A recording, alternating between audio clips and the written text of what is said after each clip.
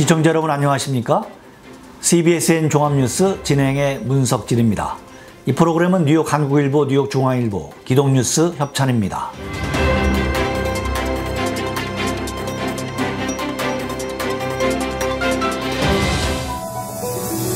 공화당이 주당 300불의 연방 특별 실업수당과 2차 급여 보호 프로그램 PPP 등은 포함시키는 대신 현금 1200불의 2차 지급과 학자금 대출 구제안 등을 삭제해 규모가 축소된 경기 부양 법안을 마련해 주목되고 있습니다.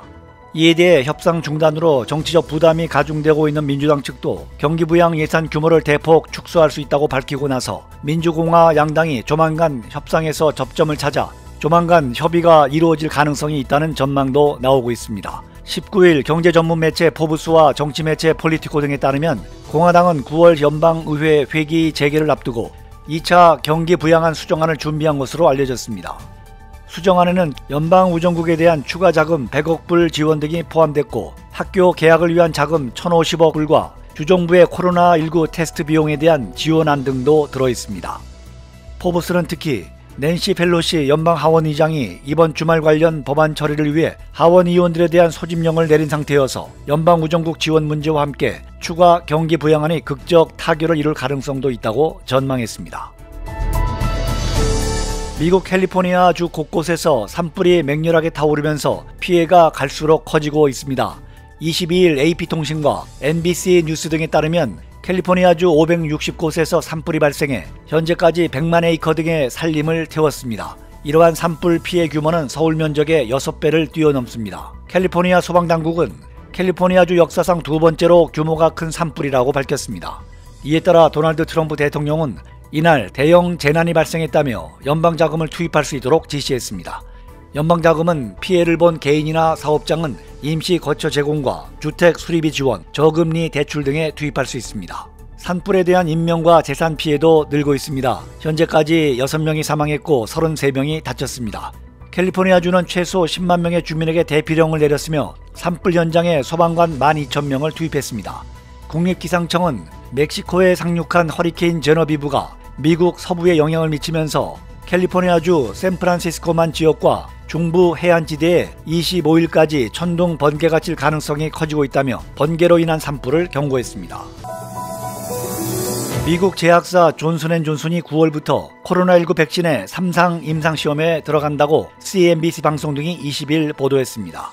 이번 시험은 미국과 복수의 다른 나라에 걸쳐 총 180곳에서 최대 6만 명의 건강한 성인을 대상으로 진행되는 세계 최대 규모의 임상시험입니다.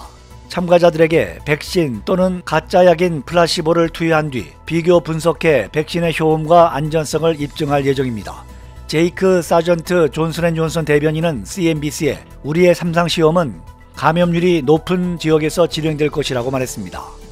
지난달 나란히 3상 임상시험에 착수한 미 바이오 기업 모더나와 대형 제약사 파이자의 임상시험 참가자는 각각 3만 명으로 존슨앤존슨의 절반 수준이어서 존슨앤존슨의 이번 3상 임상시험은 최대 규모입니다.